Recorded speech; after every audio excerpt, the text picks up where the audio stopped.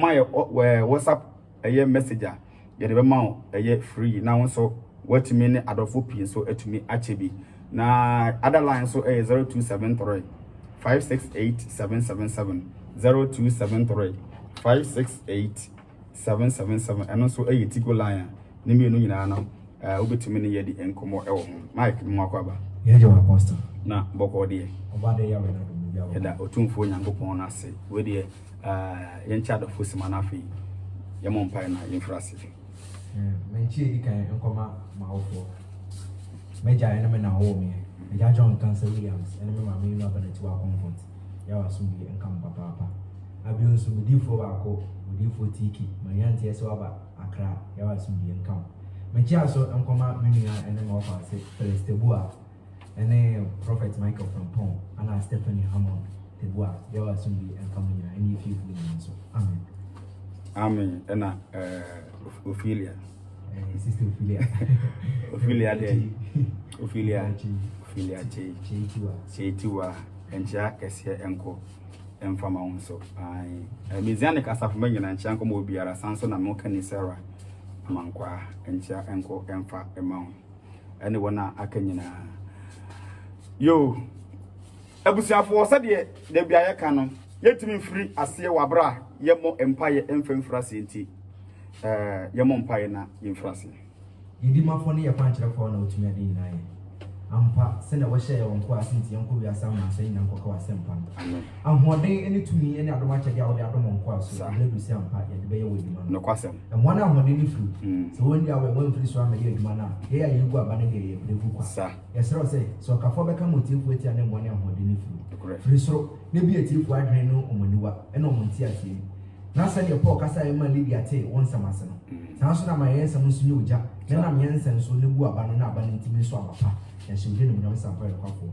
gidi a wode amayin ene ndida so wode amayin wo ya so hamasha community ma foforo nso ehu se gidi no ye mu di sampa on ma ye adom ene mu buru bibiri mu ti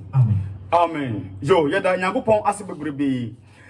ene se de meka se dwumade no etie no ye fra no enkwagye emre yes yo eduru ukuada anwumre na woche ya obeti yenka eye nkwagye emre nyankopon ya adom akwasi ada nso nonso eye anwumre nonso so nonso so obeti yenka ewo akasabudi ya so na yentia ukuada de no ye fra ne se enkwagye emre ne se ye nyame soma ye asom ni nyina ade baako a wo se wodi se wotirimu ne se nyame soma ye asom ni nyina no ye som nyankopon se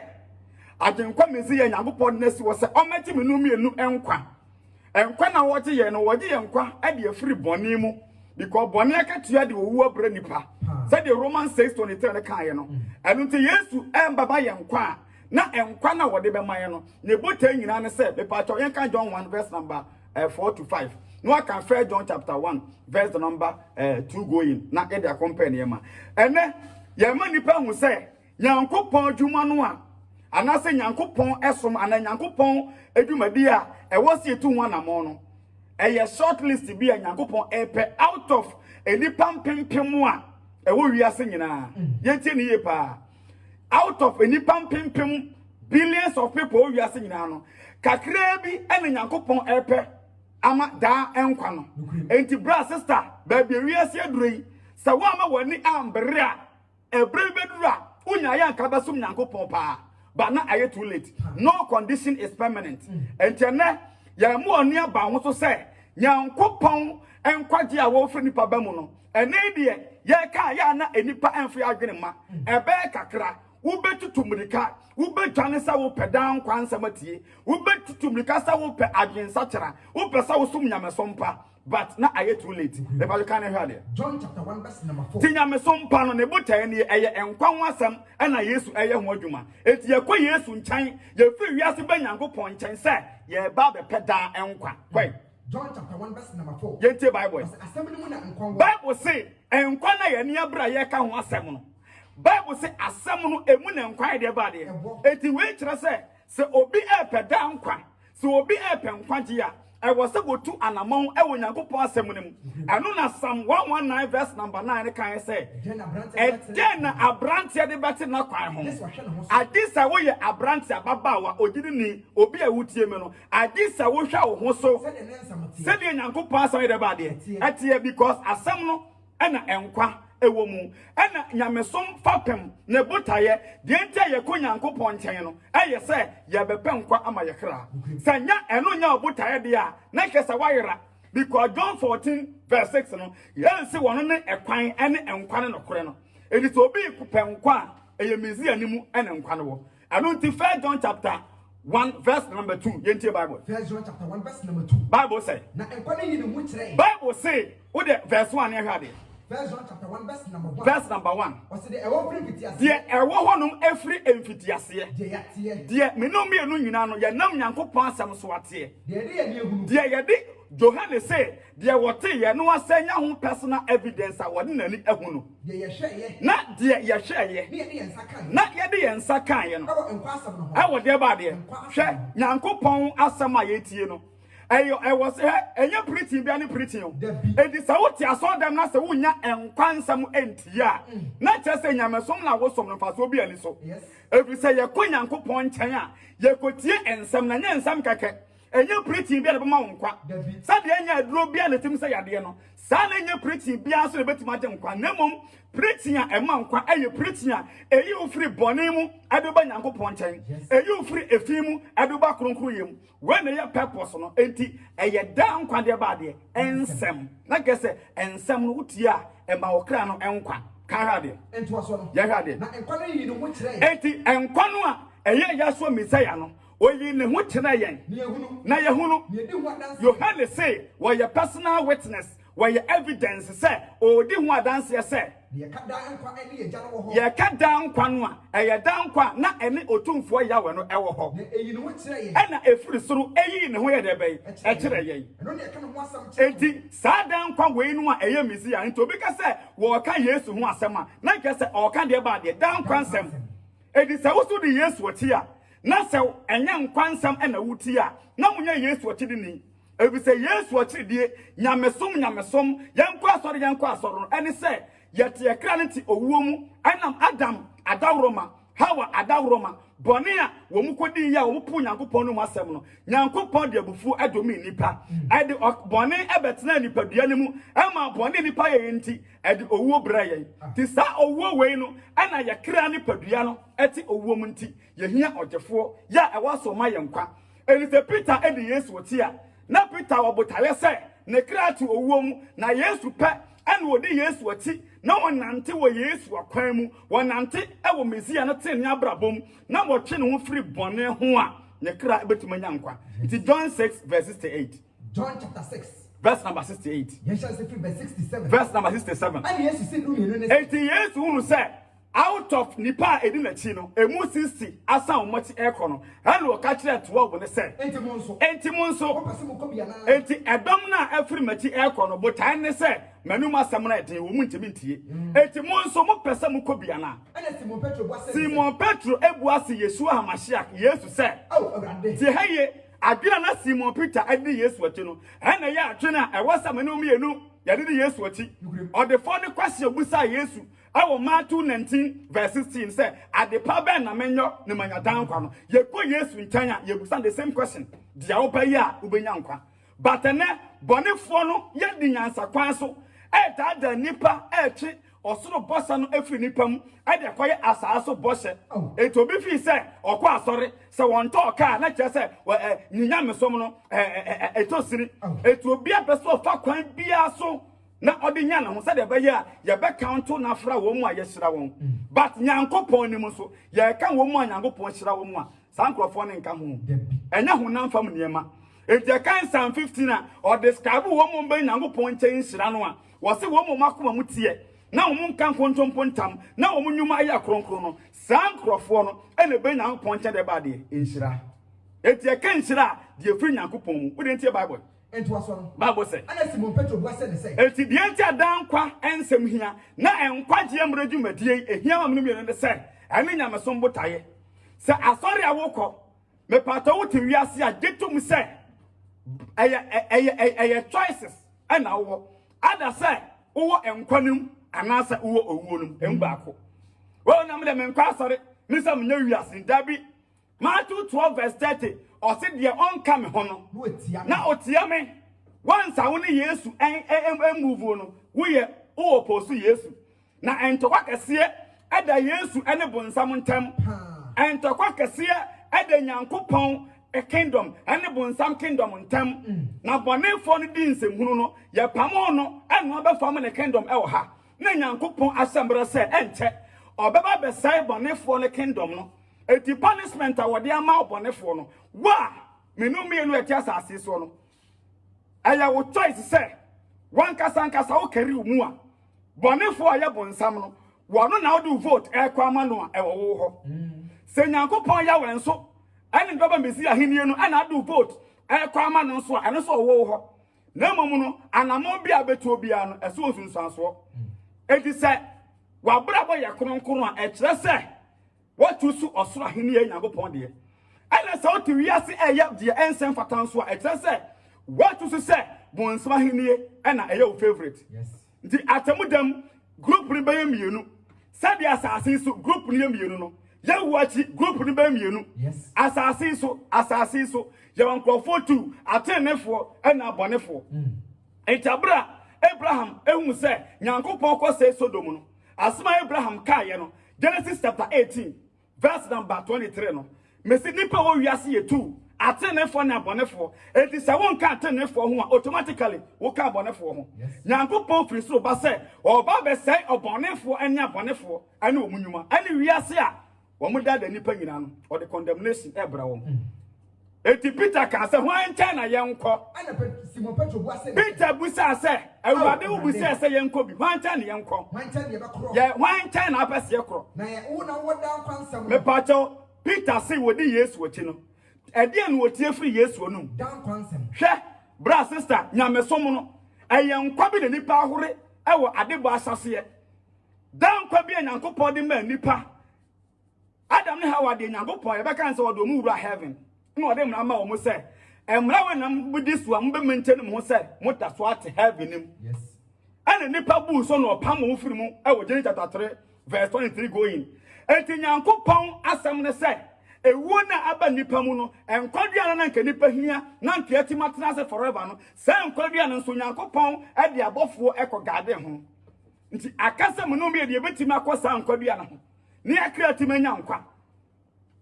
na one person per any Nyankopɔn de sa choice no ama no say any say adwuma na ama no say obi biara wo pe nkwa no ko Yesu nkyɛn na Yesu the only person a on kwan so betuma te enkwadua no e de amogodi na okra no etumanya da nkwa when you frɛ Yesu say wo ye agenkwa nti abra oba asase so onya maye mpo a bɔfo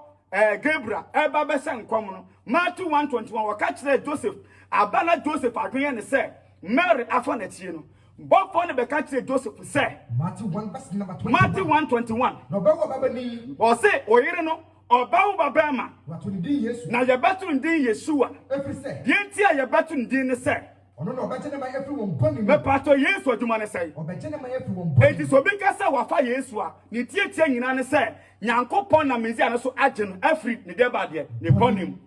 na che say ye di Yesu achi a ye mfa boni ne Yesu achi yes because boni ne na wotimu sawa brabon ne yatim wo wiase a Bible ne kire se na bone de yaye nkoa no ene Nyankopɔn na mesi ane so abete yen eti Yesu adi nipa oje ofiri bone mu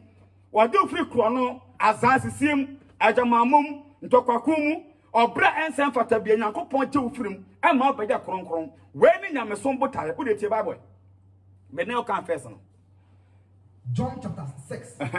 verse number 68 Bible kasa ana Simon Petro buase ne say Simon Peter buase say awurade wan chen ye bekro wan chen na yenkoi wona wodan kwansam na wo Yesu ona wodan kwansam ya je dan kwansam ne na dan kwansam no yaje yati ne ehunu say na ye wasuafo no ya test ya so ahwe ne ehunu say wona Nyankopɔn kronkron no hwe wona Nyankopɔn ede wasi honom sa ne kronkron ni a fa nipa ekwa kronkron yem enti ye firi wati a enye ye botae ba na de Yesu wati nyamesom botaye eye enkwa na enkwa no nso ye nyafu Nyankopɔn asem mu yes de so obi si wo hu nkwa na wo hu Nyankopɔn asem se de mabusam 8 verse 35 no me pa to kan ne hwade Proverbs chapter 8:35 hwe Abraham ebusa awurade ewo Genesis 18 verse 23 say so ko Sodom a wo ba sa bonefo ene atenefo afra na abusua ewiase wei de fa se otire mu ne say se wonye nyankopon akoa wo ye bonsam akoa se woni wo so ahenie mu automatically wo bonsam ahenie mu etuka Malaki 3 verse 13 up to 16 one Bible ne kire se wo mo me nyankopon krofo wo mu sofa no na omo nwenwi ebusa nyankopon question na wo se hwe difference kase da wo mo ma ye bone ai no mo a omo ya tene fo ne ntem but enaya mo asa asu de mu hunu but a time will come over realize it bra sister what to ani nipa abu afa so asase so ba ho fam de ehye edantem adentira nyankopon ehye ne manso bonsam so ehye ne manso aye registration akwese football ya okotoko players and your house players wo mu nyina ko gina park ne so a supporters na wo park ne so no there wo ma support kotoko he ne wo ma support house nyame som no sa na tie ewiase no emu nipa won bia se wan support bonsam a wo support nyankopon asembusa no se wa bra ba wo bon na be kire se nyankopon na wo support ekoma no anase ekoma bonsam ne nyina ye de wo tie ne voice na wo de aye adwuma ye tie bible Proverbs chapter 8 verse number 35 Bible kasa wasina de ohumi no Bible say die wo hu nyankopon asam a eye enkwa a nyankopon nyansa no die wo hu men wo hu de ba de bra sister se uhu Yesu a se wa bra boda so eye fi a se wa bra bo eda so eye obrabane na wo bo bra sa de wo pe na wo bo bra ma honam akono no a na gese wo nya nyankwaje wo kra to wo weti na wo hia adwensa kira enti Yohane subo preach na odi nka sa so Matthew 3 no e kya se mo nsa kira mo adwene na osan na eda ba de aben wo hia se wo change adwene no adwene bi do tiri mu adwene no e ye corrupt adwene DCE MP minister aban mu mpanyimfo adwene na da mu tiri mu no e wo sa mo se free adwene bone no e ba nyankopon nchen obi yo Kristo no so nyankopon a wontimi nwie abansika da because nyankopon sha de shaw se ye mokro no obi so nyankopon a won shenta de bone da because onim se nyankopon sam sha ne se 1 Timothy 2 verse 9 say emanye de be en shenta de se eti wa brabo no mane nda unya mesom peti ne ni panhunu Peter kura try se obey Yesu ama Peter what o tan tro se won ka Yesu asuafo ho afi mo mutie no se bema o entron fataw o kasa kura kire se unim Yesu what de wo kwasu bokrata e de kire amanfo still unyuma ne kosi sai menu aka babo ne hwade Proverbs chapter 8 verse number 35 ba mo kasa wasina de wo hunu me no wasidie wo hu me no wo hunu nkwa wo hu dan kwa wonya awrade ho ani so wonya nyankopon ho de ba de hwe de sa nyansa na ya ofu di filmabusam 8 no a eye nyansa ho asam na woka na sai nyansa no so ye yafu nyankopon asem mu ti na Yesu ya fra na nyankopon asem wo sai nyankopon nyansa because wonya no a and wonya nyansa ti na Matthew 7:24 ka se de odi nyankopon asem so no ye be compare obadwemba oba na adwene mu oye nyansafo aluti na heaven no Matthew 25 no yes wo mo munyumatim ye kronkron no aye ema no a wo mu ye enyansafo 5 no na 5 na kan de wo mu ye nkwasiafo me se nyankopon asase so ehye dam ehye kese da asase mu e wo nyankopon nim asase so ehye dam atamu dam ebedad sanso so and at the same time no atamu da kura nyandro yimpa ye wuati ehye kese dam okay Luke 16 verse 19 baby the phone we your call no enya ho analyze us we your call na different kese dantem afa no the phone is stress yama Lazarus mfa ne nsatian ko bonsuom emesi ne katama so Abraham say opangini we dey fa ne say o request na wo sele kra no ma jatum na yama unpa fa se utrim say amana kese eda ye ne mu de ba de bra sister se ho mu fam wonim amana kese a eda o Kristo ni no obonefo ntema eba ne say na utimi tena etra amana kakraka we aso Kristo ni ekobo dwaman ayedan na otimi tira amana kase wei ekoye azan oboso ayedan na amana kakraka eda atenefo ne abonefo ntem no eba ne sai na otimi tira koye bone wei enam amana kase ni nti na 1 John 3 verse 9 say se nyankopon wowa wonya de bai anya wonya bone kakempo wonya dai because amana na wode betra koye bone no obeyo Kristo ni amana kakraka bi da na abonefo ntem eti anya possible ese wobetumi akoye bone adentia hon kronkron na ema nkwa no control hon ne ma wo so aba e fata adwen satira enti obi yo kristoni a ne tietia nyina ne se ne su ne ban ese kristo yes said the okay Matthew 11:28-29 say mo hwamanya de ba de esua me usua kristo say question awra wosam kase ne say je woni ba pia ekekare yanim tie nyame sompa ani ahomache 5 obekọ akotena so dem yes anyumre opon aduma obesa akotena so dem asotam brusu obesa akọ asembusa ne say nyame som gweyin nyame som papa enka wo kusum nyame no nka wontade sa wo dress o kasa wana moto ka won san kodi bone abra wo kwa asore aw o de tie bible verse number 36 bible kasa na so de ofom me no bible se men kan kire wo se sa wo fom nyankopon ana nyankopon asem a odi ne kra bro wo kra na te wo mu no a wo hia dan kwa no bible se wo nyame asem ho nkwa edi sa wo fom nyankopon a wo kra no na wodi na bro ye watane me no na sa wo nim se nyankopon asem hwe o se de de ba de o tan me hwe what can Isaiah 6:6 Bible say atemudamu nyankopon bebu atan a obetua na tamfo so de ba de eka won na tan nyankopon won na otan nyankopon obekan James 4:4 o say wa de selfo munim say biasa dan kofa hwe obi biara wo bo brasa wiase ni wo kasa wiase kasa wo dress wiase dressing wo ware wo wiase na mo ntuo kwan so o afuo no o ye garden o tempena what wiase etunyi nsegu Bible say wona ye wiase adam for fano we just say yakopon tamfo we just say wan tamfo yakopon tamfo enti wa unyuma ye wiase nyuma biara no we yakopon tamfo and at the same time 1 John 2:15 say me no mienu and am say wiase ne yakopon tamfo nti hwe ye na wa no wiase anane mo wiase na so kodo wiase ani mu niam we yakopon don yakopon ya woni don ye de bay enti um etu pase nyankopon do etre mu a agese enyuma fi biara obra fi biara eniema nyankopon chi biara wo yifiri wo nchen na mo bra fata adwen satara anu na ye enkwa ede bra wo kan hade was one of tane me enti sa wo tan nyankopon because of obra pone a odowo na kesa wo kra na ede ba de mo because wo tan nyankopon a automatically wo te bone mu na bone nso Romans 6:23 say na ka tu ede ba de yewo na nyankopon adoma chede eye tan kwa enti me say amana kese na da righteous for ntem no ani abone for ntem no Malaki 3:13-15 no we dey tie Bible Malaki chapter 3 difference kese dem na ewiase kwa na wie ya na say yewu a ani ebehu no hwe se owu nipa bi e wo wiase na se won fa ne kra e ma nyankopon no wo bobrasa de ono apa wo mo bose because nema ye ni hunu enche na atwam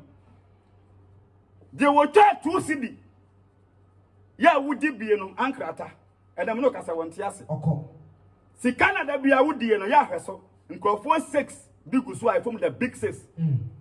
wo mo amane tu wo mudin se wo mo ye the big 6 kira me the big 6 no wo mu de otiase ne o nako bra sister obekan Hebrews 9:27 na o se da ho mani paso be wo prekun o enu ati no ewo ni de anya no na ya ne hia kese but atammu na ta akire no ane hia aheva na wako ekwa no so yemienu anya bonkuma yenifa Matthew 7:13 was ye pray no yam pray se ne oprotia tianim oprotia tia opro na Yesu kwan no but the awra ho ne se wo mom hu sa kwan no eye very few ena ba so wote ase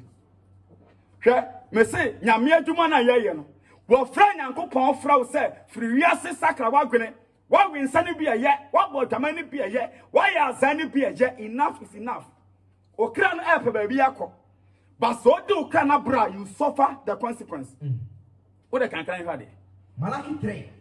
verse number 17 yema Bible nkasa was na one of tene be yem de Bible say woma wo mo ya atenefo no won be nyankopon de ba de wo pese we nyankopon ja pade ya e wo so bra kronkron nti ya Friday be standard board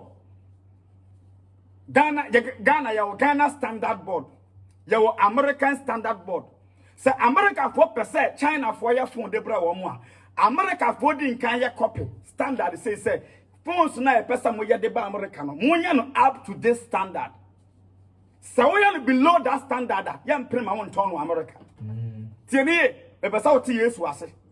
eti nyankopon so esu ode bo Adam ya Genesis chapter 2 verse 7 nyame su ode wura Adam mu anka nipa nyina wase afamu no bone nti ni nyina egra ema Nyankopon ni mu ya de bai ebo nipa ana Yesu a ya fa ni Yesu Hamasiak wode na Nyankopon de ne rare standard of quality ya onipa bia wasa ofaso etimo ya dan kwa no wode sa standard na besi wiase se Yesu ni ye edi sawo pesa oba Nyankopon nkyɛn a esu a wasa oda de no eye Yesu suban yɛntie ni ye pa Yesu na the rare image of God was it one we are attending for a on dia wo de ufi wa beka Colossians 1 verse number 15 going wo de kan hade asafo rade no wase Nyankopon ya we na kasa eda meye no so eda na Nyankopon say obaye se wo bu achiasefo na awufu atan a one day Nyankopon de se wo se obubu akonta no dan nipa nyina behuru bi na wo de Nyankopon say eda de ho a ena ahotefo no ebe Nyankopon na kasankasa na de ne medodo ho se de obi dodo ne ba na eda no abonefo ni so no wo a wo do be Nyankopon no obedo do se de obi krokro ne ba a wo som no no sa no obeye wo a wabra botene eno na mo be hunu sonson ye enti se edu sa tam no a ena be hunu de ba de sonson ye bra sister me se me na o mienu ye wo hai difference kase da tenefo na abonefo ntem because Nyankopon hyase e ma ne ma mark Nyankopon hyase e siri ne ma eti wasi be hu ensonson ye ai da otiri ni eda ehwanya otiri ni eda otiri ni eno obonefo ntem ye ko Sodom no ye hu difference that lot ani Sodom for ntem because Nyankopon kumdo ona ye bone ani oje atenefo no what time ye hu nsonson ye eda atenefo ani abonefo ntem Genesis chapter 7 Nyankopon ka say Noah woni wo fiefo nyina nko adaka ni because wona ade ba de ye hu difference ye hu nsonson ye eda de wo sum Nyankopon wo de kan hwa de na mo be hunu nsonson ye so na ye be sa hu nsonson ye eda de osum Nyankopon eda de wo tena wiase osum Nyankopon ene de onsum Nyankopon ede de wo tena wiase ene ho ma kohwie azan asisie obrabane utuni fa na oboja de ono ape de be hu bi ewo atemudam ti Matthew 25:31 no Yesu kan say atemudam no obagbo agbo na manyina no ewo nanim no asase e de ese no atum me say enipa da wiase yehuni yu but ese dem yehuni yu but ese de ba de edam etu obi Nyankopon de a okwa Nyankopon seal and the true image of God I was here first by Nyankopon chen no oni Yesu Colossians 1:16 Colossians chapter 1 verse now the Hebrews chapter 1 verse 2 e dey come what dey come here Colossians 1 verse number 15 it is say so we Nyankopon de bo Adam ne Hawa no nipa ma ne yirai no dey dwa Yesu mu say Adam ne Hawa afelia wonam Yesu so e restoration aka chidie but atia ne muye de wo bia bone adrupia no Nyankopon na mesia ne mo gya so e tow every bone mu amanyuma pa o kan fa bita 1 verse 18 na wo se yan fa sika na dwetew ene to ye na mo de Yesu a wo te se wo dwan wanye de bai woni tam ni moja Yesu are ready to pay every price but atemudam fa so utemu say eni Yesu ete empata ene ogia konya so me say a time will come wo kan Matthew 24 verse number 36 Yesu se men kan kira wo say ada Nyankopon se wo mu atan no wo no kra wonim abafo bi anim ade enu eja no pe enti eja no ka se enne ye kwa kobu atan a de Yesu baye ne se obesore afri empata akonya so obesore afri enkwaje akonya ne so no abetena atemuo akonya so Yesu betena atemuo akonya so a yebu atan without fear or favor Yesu die obetena eye atemuo akonya ne so a na se wo bu atan na udifa ade a won pa tie fuafu onum ne se me pa ochawo ade a Yesu mpa tie kwa ne se hummobo ka o pembele be hummobo a eye ne 2 Corinthians 6:2 say enene dom bre wo pebra ya betum a eye mre ya ye kasa kire wo e wo Oxy FM yi ene ana sa wo pese Nyankopon dom wo a eye ne wo betima sa kire afi obra bonim aba Yesu nchen na wo tira bonim na ebredi duru na atam na nduru wi a me pa ochaw ho na ye jail na ko ensawan prisoner wan pa judge chaw obi apai me pa chapa na chekosi sai because chapa ndia wo pa but atamu akonya so no ye favor ye bu atan according to the law enti wo de tie Bible Colossians chapter 1 verse number 15 dem Bible nkasa so no na we Nyankopon o se men kan kire o se Yesu Hamasiak no wanona woye Nyankopon a yehun de bade ni suban enti e kase akora nso oni a osowose a ye pe akora wose pa Yesu si e kase abofra nso oni a osowose a ye pe de wose pa Yesu na Nyankopon se anam sa de doba ne se ono agya no panti yemfolo ne ba no anamontuo eniti ansa na Nyankopon wo ba frɛ wo no dodo de wo frɛ do na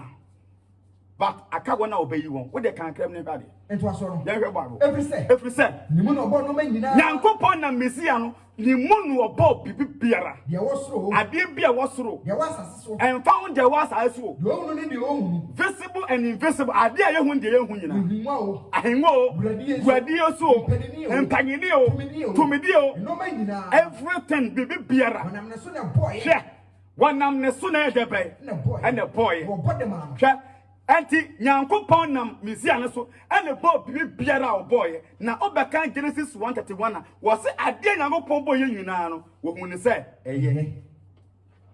because ade bia nam Yesu boy bia o hu se de ba de eye se Nyankopon nam Yesu so abon aba ne ntan wa wada from awie bremu a Nyankopon be hu se wo ye because 2 Corinthians 5:17 so ba Yesu ntan ha wa ba de ba de edi se ode obon first na bon ne mawiase no wo se hu se eye de a ene wo so saka wa ba Yesu mu a wo se Nyankopon so hu se wo ye because ona Mesia no so ene bo foforo ba Yesu mu je fa so timu Hebrews 1:2 Hebrews chapter 1 verse number 2 ase ena ebi akire Bible say ena edi akire ya aya awie bremu okasa kire yen Nyankopon ekasa kire yen oba waye ne ade nyina odidifo ne bakura waye no ade nyina de bade odidifo odi na ade nyina eso wanam ne so wanam ne doba ne so aye amre sante ne mu ena eye amre sante ne mu oye ono na ne mu nyam no hwe Yesu na enipa Paul no sa no hwe edi emra bi oka John chapter 18 no a Yesu gina Pilato anim na Pilato church no ho wonim kwans wonim se mo ho kwans ma yekum na mo ho kwans ma ye jawo na Yesu won kasa basa kasa no kwa de okasa am oyina no o de hwe ba ma asam na sinti abo bi na akira abo bi ai na wo gina memanim na wo ka kira me se wo ho kwans wo ja me na wo ho kwans o ma yekum me na me yo hene but my kingdom is not of this world in free wiase we mu na so ka sanka mahenia free wiase we mu a enka ni sanka ye ja me se bla be fa me kono wo hene ben na akwache no a na hemfiefo ebe jao se kwana kwachi wo mu hene ebi di ho obaso wo kire se sese de me gina wanim e na wo ka de opa kire me a time will come table no betan yes won so be gina me Yesu manim abehu se sana me ye ahene mu hene ene ro no mawurade me se ahene amienu e wasa wo saranda ema baako but baako ye defeated baako di nkugo dada e bonsam kingdom yes na bonsam kingdom no wade nkugo dada ndi sa wo pada wonsa se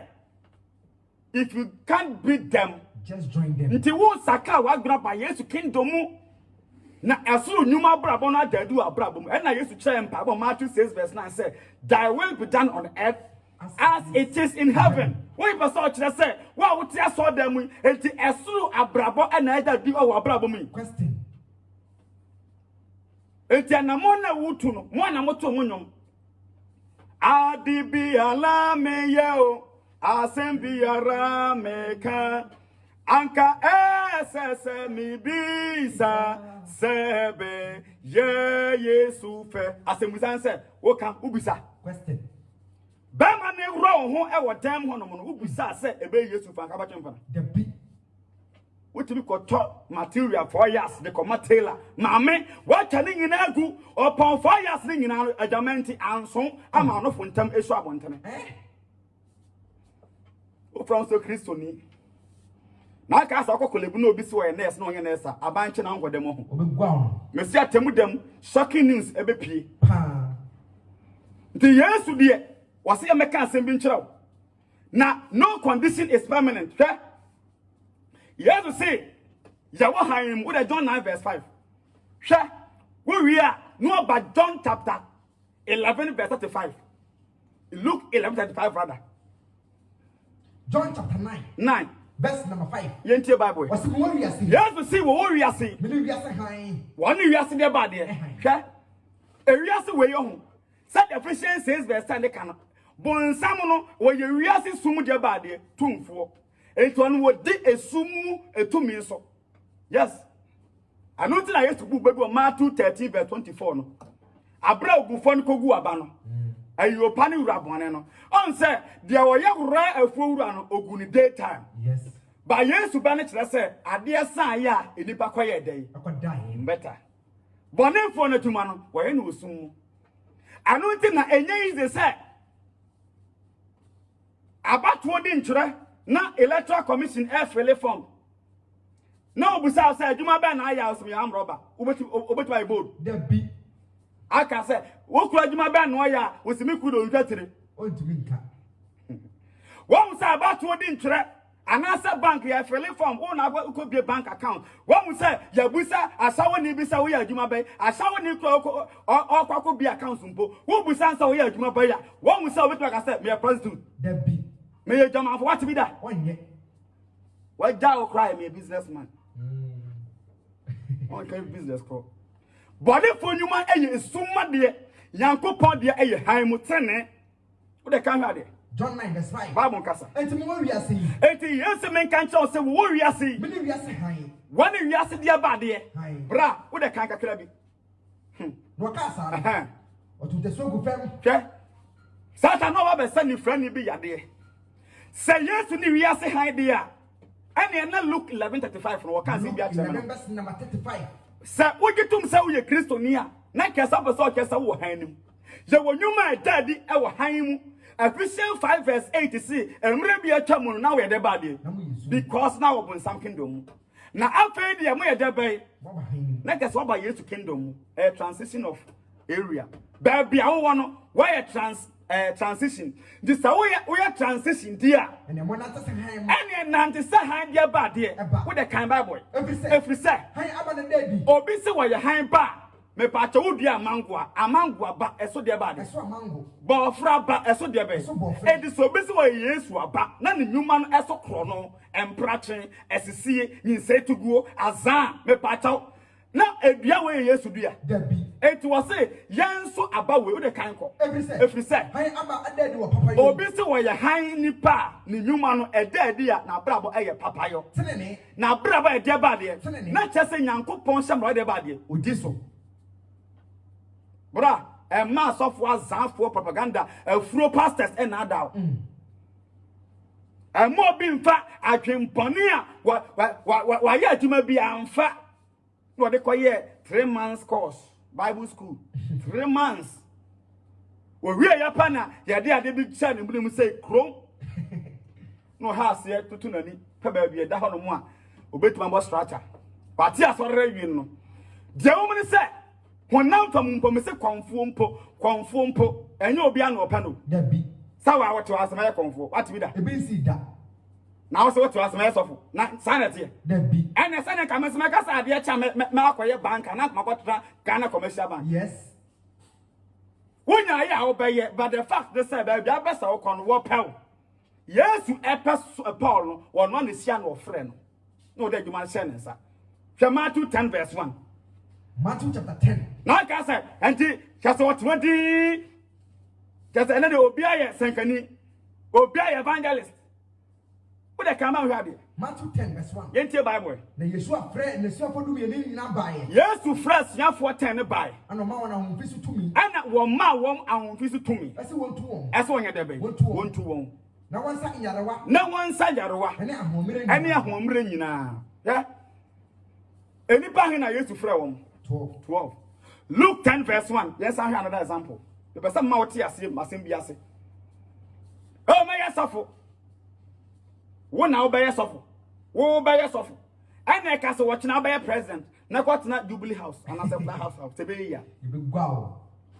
Nyankopon wonu wo frɛ opɛ wonu atusu. Yes. David, nya David na ka se meye Israel hino. David. Saul din kwase yasem no. Saul kwa no Nyankopon na tusu no 1 Samuel chapter 9 edima Israel. odi kwasi Samuel chapter 15 no Nyankopon na tu no say me de ahene bema obi a wo yese ne wo na ode koma David e wo 1 Samuel 16 woti wodi wosema ya ohene sanate David Moses ebedi Israel for domani mu a Moses na le ka say me koye cause ebedi Israel for domani David ya kan je Exodus chapter 3 so de pa and then the aduaninti preaching na wo preaching no haya enkwan ya obesa wo ho no ene ne butaye akobese ho de sa ayi kanesia se wo de ho nye kora ho nye se nipa ntwam ana enipa tam nipa tie ho nye kire se omuntia bo ni mu no owie program no nyina na ye 5 na demu kwense nkon kan 5 nti ho nye no momo no aboso kan for no side ho no mo no pia ho no ba no last owie no na ye 1.8 ho ye di obedienti Romans 14 verse 20 aduane nti ense Yakobon duma ense ba bia wo se ho nye no ho na sibia nka akra so de ba de ewo wo de tie Bible Luke chapter 10 verse 1 Bible kasa yen machi no we machi no ewrade yi nipa adiosu mienu bio me pa chaw adiosu mienu na do mpekọ Yesu nchen ho David wo ye dai wo yi won bra wo your sofo na wa kari mu na hu se nyame adwuma no wan kasa nka go gitum se won frɛ wa wonam gu ye bibia nka akire fa onema nyina gu ho tie ni ye fa onema nyina gu ho na ha ase be yesa wo be pa asore ba ye abe pe nyame aki kwana daate bi o wa adwuma bi sa do ba ye do wa de ba de wo yo na okra wo no uja we ni ade ba no wa hore wo Moses ni de hore the Hebrews 11 verse 24 when the Moses hore hwe wa ho yi ahu na makọ na ba mu akore won kwaje me se kwaje mbre program ni ye Wednesday bo 8 fatoha Sundays ebo 7 fatoha enimore wo de tie Bible Hebrews 11 verse number 24 eba wa mon kasa o se didienti ana Moses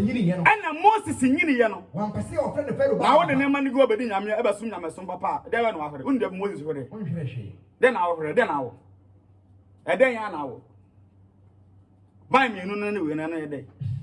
kan ha de munia Nemo oyi se Moses eyi se woni Yakobon man behuna manimom woni Nyankopon man behuna manimom chense obeti woni mu da ena kakra bi what is decision Moses taking here sa person ye kasa we no this person at that time yatete no e wo Pharaoh fie at that time the most powerful empire on earth Egyptian empire na Moses prince Egyptian empire mo woni name no wo nanka ebetima ye possible pose obetima ye future Pharaoh but said there be enema me na da no mo me ya day a ewuo beba enti mo choice bi a was make here the time is now no yes sir semetna se ate da pa wo Pharaoh fie no mawu ma bone de ene mahuru bi biara na makoko wu ma Nyankopon na Yesu ka se wo Matthew 16:26 so nipa nya wiase nyina na so hwe ne kra fa so pay ene wo mu ti Moses etu suisa ne pam ewie yi ema no sa bra sister nyame som na yesom no e wo se odi timbubo bi etu tim se e den na wo hwe Romans 10 verse 1 when if fapem e wo nyame som na ne fapem ne botai ne nie we are the John 8:51 naka ho bra sister ye extra careful anya sa yabe ka ensam e da kyerɛw Yesu dɔw anyintum ongu bosa Nyankopon ase akronkronfo no wote bɔne mu sene de saa bɔhyɛ ne daadaa na nso agya atum mehuri so obekɔ to Joshua 1 verse 4 na mawo no agya verse 8 adwem bɔne nti wode Nyankopon yɛ adom a enema mo de da quotation so mo de da mo nyina no yɛbɛsa abɔ kyiri bohu say yes me say your propaganda preachers and propaganda pastors wo ho me so be go to Joshua 1 fund dia kira ho na de wo de ti Joshua chapter 1 eti all night no watum din say baby a na be tie be be die aya fa won na ko tie man pagini office we say nyina be dwuragu be gwawo When you didn't tell podcast actually Joshua. Who did the Bible? Joshua 1. Verse number 4. Verse 4. A place reno so. And then love on you. And you see a so kesiam. And you see a so kesiam. As one say Efrata. As you want to Efrata. Hate for assassin. Then you know you see Apocasiano. And the Koto Uriato. And the Quaco Sibabia Uriacoto. And Enyamoshi. And your body. With a kind to us. Obiara bia we nyina wanim. Obia biara enyina wanim. Won kwana nyina. Sɛ me di mo sɛchiri no. Sɛ de me di mo sɛchiri no. Sara na me di wo suwa. Sa na me di wachi. Mempao. Na me nyaawo. Oh, mabo din na mafrɛ wo. Enti mi be nya kokodro. Wodi e kokɔ wani mara. Mi be ko wani mara. Wodi e mempa ba. No, sɛ de me di mo sɛchiri no. Sa na me di wachi. On say ensam na de, but condition na be mo wadi no ti sa no. So for na nka nkyerɛ. Wo de ti Bible. Eto aso. Ye boy kira kira ha ya koi. Wo ho nya wo den. Wo ho nya de be ya ehia na wa kyesa be ya wo de na se de odi mo se achi no obedi wachi ne se wo ho nya den. Koi. Ose na ba biara mo na betia no. Aha no de be da ho no ba bia wo nan betia no. Mo na me de mama mo. Mo na me de be dey. Mo na me de be dey. Na pato sa de ma wo mo no. Me pato ni mbo she da ho. Bo she da sa ne ho no eye the 10 commandment ne ho asede. Yes. And then I'm upon a council do a more corner. Exodus chapter 19, verse 3. Etihano, the Incanca Hanan San Wakohono. A Hano baby, an abbot Yama de Bamano. The Abaya or this side in the Bama Israel for no. Any Joshua, Yano Pobinetino, assembling in our Joshua 1, verse 8. Joshua chapter 1, verse number 8. What they are program was often the Joshua 1, verse 8 in Beckham. Okay. But why go you so pastor yako? And ya sorry biani sorry you. Debi. What they can have it. Joshua 1 verse 8. Bible kasa. Iti emambra mman imfiri wanu. Nyankopon say. So what the Moses said here, based on righteousness. Iti emranguma no inde wo mude na wo mranguma. Nyamra.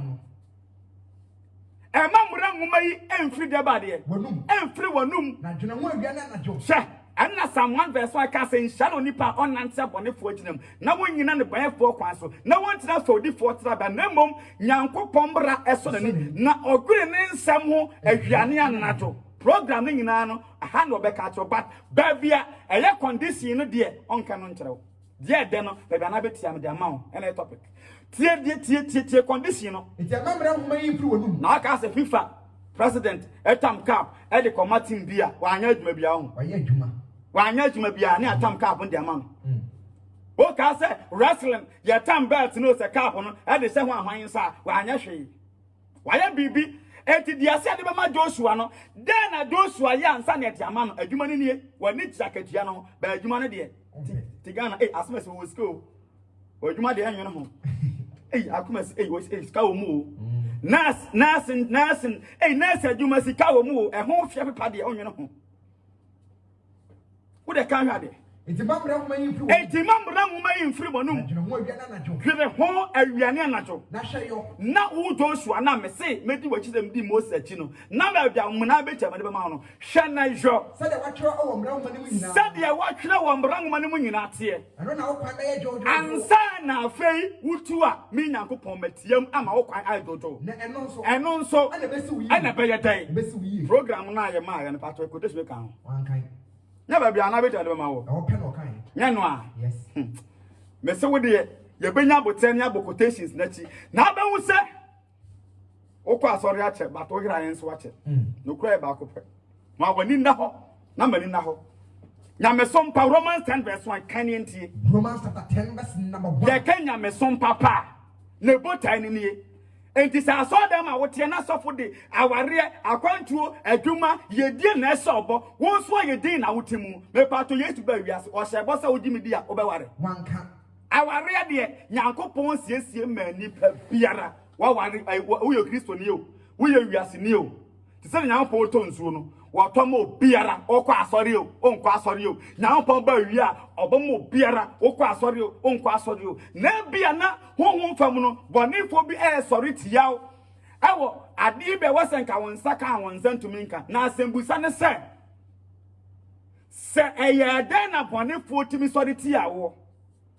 Job 1 verse 6 ni Job 2 verse 1 no anya bonsem na ka se Nyankopon abo Job ane ne dapade nyina ho ban na bonsam no bambo no bonsam timi koy enti aka Psalm 34:7 na what can say Nyankopon bofo no wo bo no de bade enti ansa na obo mpage se Nyankopon ma aware no wonsan ka no na wo saw de bade usuro awurade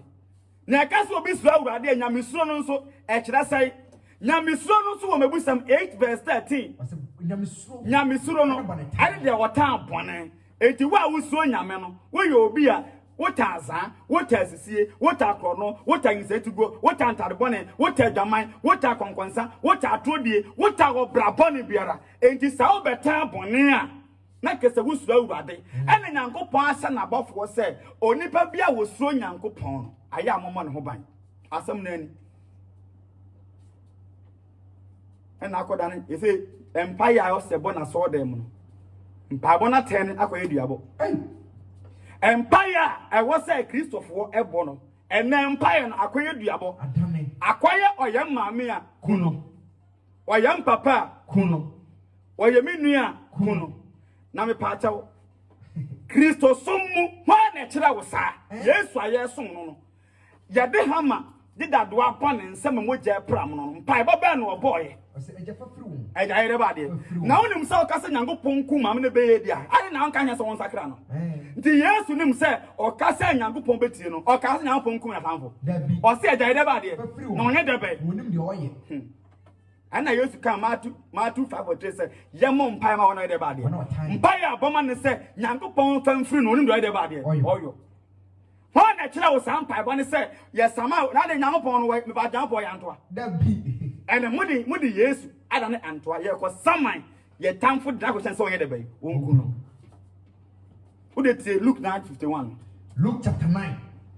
verse number 51 masa unu empire bokra and obi bo empire no no gina so dem say o command the Holy Spirit na ona kufa go to command no ontumi na kufa na fa ne Yesu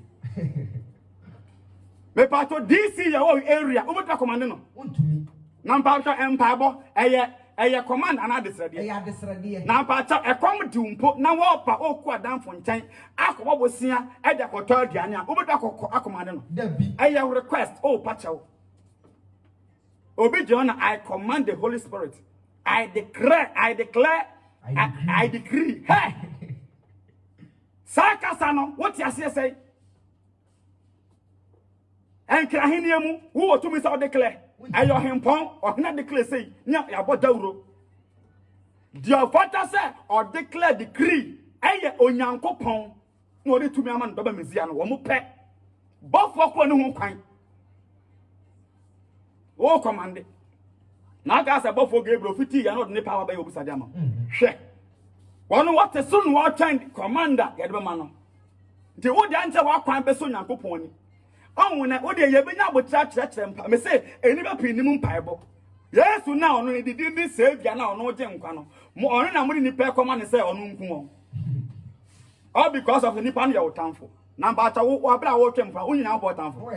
na wo sa wo watamfo ngudi a na nya wo so tamfo nwu aka aka ase ye nyina ye wu wo ka fa John 2:1 na wo say impo ya ifo he bone a ye wo tiginafo bi wo jane nchen won e bone ho de ba de wo tama Yesu pata wo de ama wo so no wo do maame wo busuani wo papa wo de wo nua do adamfo akoma ono Yesu ne se wonye de ba onkuno na madane aso eketefo asofo no wonder say dodo na agi nro na de ya asori nti tumi na de ya adwuma no eye kunuma me ti ohia o picture ni udin wa kanche guso na odo akoma no tumi atatre nyen to betu so wan but the kan when yan fancy me pato Yesu wontie biabo otie mpaabo me say Yesu wontie de ba de eduabo otie de ba de mpaabo mpaabo ya de srede kunima me eduabo wo de ntie Yesu na fia no nsi Luke chapter 9 verse number 51 we might do it 5 minutes quite eba say na wo be fa no akọ and na ya de be fa Yesu akosoro eyedru wo di sinanim so be ko Jerusalem Yesu di sinanim so obekọ Jerusalem no suma abofo di nanim and na Yesu suma abofo di nanim no koye no ti haye Yesu no ye powerful himself no abra Yesu koye no okoshane Samaria akura biase okoshane Samaria kura biase so ko sese ho omo ye se omo di kan akọ siesie ho ade ba de to omo di teachings na ko first nanso nipa ho na anye no me pato enipa ho na anye dai omo anye tie omo anye wo a me pato eye ntokwa kon dabi se nipa ho na anye wo a me pato eye ntokwa dabi yanti asem bia Yesu kan ya ansa na ya betoa so hanam no hwe Matthew chapter 10 verse the number 7 wode tie die pa Matthew 10 verse 7 Matthew chapter 10 verse number 7 wode tie Yesu suma wo mo ene yes for no report wasena mokwa akwa bi de obi kompa abo adaya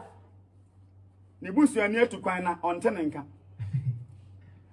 enti no sofo nga sofo no emma na adwene emesi ne so na wadanfo na ne wa kura ase na wode po bank na wadanfo no wotonga wa forget no o wotonga na bi wonti menya 1000 Ghana se wata so when was the last time wadanfo wa kura ase no wo kai ne say na asemasi pa na me di agro wa kura na se at this time we akura ase enye ma nkoyi edi kama mimu 100 Ghana kura mfa about mu pen amada sa wo de wadanfo o kai wadanfo na wa kura ase no na wo ma ne 100 Ghana wo da wase no na Nyankopon ebie kwan na wadanfo no so wo tu kwan nso so Nyankopon so aka na koma wo de da bi wo betran kran wo danfo wa kura ase a na obi mpa to amodimpo nkai won wo do obi na mpa to na obi akwa abrochi na obi akwa abrochi na o ma no wa no yale na bi na wo think am ma no obi me ba de kan ba me hwade Matthew chapter 10 verse number 7 yes wasena mokwa monko kase yesu smes ya hudi ti asemo ka kire mo kase won saka madwene oso hinde na ben heaven na ben kwai monsa yarefo yade munyane awufo momma akwatafo ho fi muntu ahon bone munya na kwa nti momfa makwa da bi hade yeton ba yesu yefo makwa mo de moton wo de kan ento aso mo hwehwe sika osemo kwa enyame so momfa nkwa sika anadwete anase kobre enya sika sam na mo de badwuma ekwa akoyo na mo kwa hwehwe akwantuboto mo kwa no nyesa mo kwa ko peda pade de gumo ho anase ntade ahodo na mo kwa ko na mpagwa na poma dabi kwai na odwumafo na mom no de wasa wunya e wo adwuma na ye Nyankopon mu ndie Nyankopon no betuma sama won saka enye azan kwa so odwumani wadiane ye de ba de e fata kwai na kuro anase kuro bi Yesu aka kire asiafo yi se ekuro anase ekuro bia na ambese ni mu no mummisa de ofata ho ehwa na montena ko se mo firi sa ekuro mu akọ na se mo wura efie bi mu a munya abote na monkyira emufo no na se efie ne de ogie de mo asomdue mu a masomdue betena ofie ne mu na se efie ne so mpesa ye no betena nso a eno ane se masomdue na saba mo amonchen obiara worenye mo enti samoko baabi na se nipa na anyem a na sa asam na wode koye no o twa se obeti ana wontie Ezekiel 2 verse 7 si wotie wontie de bade kama sam kire wo enti se obiara obedai aso obiara wonye mo obiara wonye mo na wontie mo nsam na so wantie mo nsam no a mo fire pia na se kuro mo rekwa se mu wantie ma mo ni dia dabi eto aso dabi wantie ma mo fa ga dan si ni trim ho o se se wantie mu a mompropro mo nase ya waka kire mo ne se mompropro mo nase momfuturo na nakora nkora mesemo enti sa enfuturo na wo propro no anya sa udi kunu adata mo ne mu atemudam no atemudam ebe fanyinam so no mo enti sa ade na obaye atia wo no de obaye na wo no wantie wasem no wo de ne se enka no hwe na mom no atemudam na Nyankopɔ beka se memesma obi ma ne ba wo ntan a wo wantie no enti ho na Nyankopɔ de punishment be de be where de abi ono a de ninu na ko masofu no se mbo Nyankopɔ de no yede be sana Yesu baba ye dabi atemudam na sa punishment be ko do ye bone ne so se wan sakra enti Yesu ma na suafo ne sa na mo ko ye no a enkrofo na anyi Yesu no na asuafo tu John ane ayi James omubuafu wo de kan ko verse number 54 na nasuafo mienu aye from Yakobo ni Yohane hunu ye no Yakobo ane Yohane ehun se o ma anyi Yesu no o ka se ana omu ba Yesu ncha be kan se oh awrade obi a Yesu ka se ma o ma anyemu a ma mo nya hwe mo mpopo na mpa emfuturo atemu da no obebu mu atan no we de mo kwa ya o ma anyemu no Tia se mo ba ka te Yesu. I say awurade. O mo se awurade. O pese kasa. Abra ye call ye na omuni ya anya ba ko mante ye no. Wo pese ye kasa. No je free so ba se won nyina na. By tender, by fire, by tender, by tender. Said mo bo tender fire no. Said mo small osuru tuo, osuru agrada, osuru cha, enko abusiam, epe. O declare wo. Unim abayefo me se wo mo ye kum abayefo yi po makum po. E bia de wa hye the year 2025. Ba ho ya betu tuo bi pay. No my press conference. Sa kwa na order 2025. Ba am so ya ye niamo ho. Tien financial next year yeah. And I say this year ending because what to fun bi ye hate we ma bi free so nipa nsa wo nyobia na aka say this year me say to this year bu kom banku betu apentokwa ma no. Yes. The here say obaba begina ebia Oxy FM aka say me bu kom banku the whole world obi antime ne menko onya ka say we ya de cho obi bebe obenya match nti ka won kasa ya nka atudi wo de kan yan fancy e tam yankoi ana Yesu da no ana Yesu ka kire asiafo na pese ono Yesu no to memu akum sa ankrofo na anyene ne se munnim honhom kwa mo ye ne dia ha honhom be na me dia ma mu da ma mo ntem honhom na so ho munnim honko a mo ye mesuafo Yakubu ni Yohane munnim honko a mo ye ne dia ho nipa ba na amase obesai nipa kra me Yesu yemfa nipa mram se menku no mama se me be sei nipa ono ti asekra nemom me be kire won kra me savior me gide owu mom nkwa bat menkum nti hwan na osofo no oyema me ku hwan na ye adwuma no bisa no sa tumi ni mfiri nyame no kre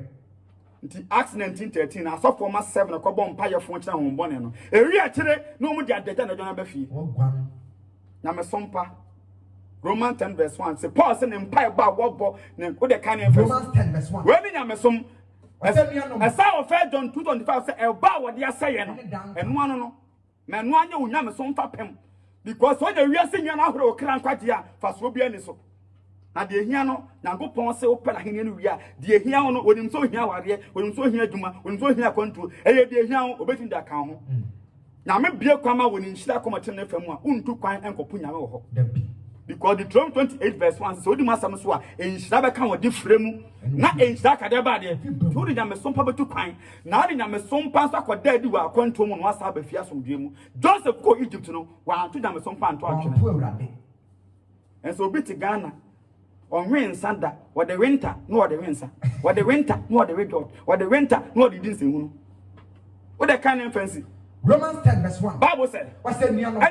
makoma mwade amepe Paul say na koma mwade a wo pe ene me koto mesre ene ne nkoto ada bia okoto sre oye de be okoto sre Nyankopon enya nse o osre sa ne bom pa ye sre no me pa to wada roma Yesu kwa bom pa o se jase ebetumi a on man condition wo je oto na I declare by tender by fire be jima ni monyam be jima na ne ye simple wa kofa wo de kan ha minia Enyano makoma mwadi amepe ene me nkoto sra Paul so akosi ya opon ma monte ene won se obenya nkwa ka abruchire da benya de bade se benya de bade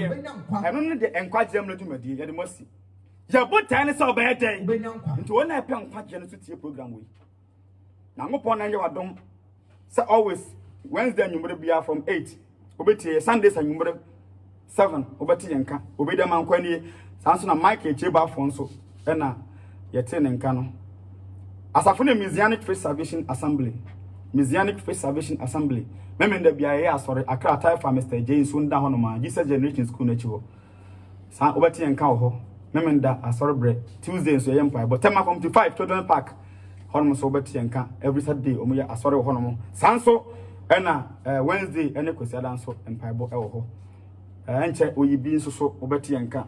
ewo ehono na yene mo ache Nyankopon no masem enche bia hodo no mo nso a wo maso ate se mo tenka ewo ho dwumadie eko akoma so beso yase na better say e be support Nyankopon dwumadie chen se e be support niema emfa nkwaje ema sanso na se o person etu na mo nso a betimi nso afra same number your audio preaching will be uhia bia no answer my WhatsApp message ewo the same number na me dit dwa no na won set to me aka bi 0247 947812 0247 947812 0247 947812 0247 947812 and your number WhatsApp as well. Sanso na this with any WhatsApp but and your personal call line and also with me in combo 0273 568 777 0273 568 777 ofra you bet me edin combo na ye no wache nyankopon maso ne no wahia asom nyankopon na bibia etimi awie peye ne mo number we am dey to joy dey number number am dey to joy dey DJ Ocha ano mi wi a oba asoro nyum na DJ Ocha no ono oba asoro nyum na promote gospel music di sa oye nyum tuni na pese oto asoro nyum na enipa dodo te wonka we DJ Ocha number to fra ono bedin kita ho na onyum no so amanfo etimi atibi number na 0243 193929 0243 193929 we DJ Ocha de na DJ Ocha ese baby ya encha kese enko enfama no na owo asofa na to for school ho no ma junction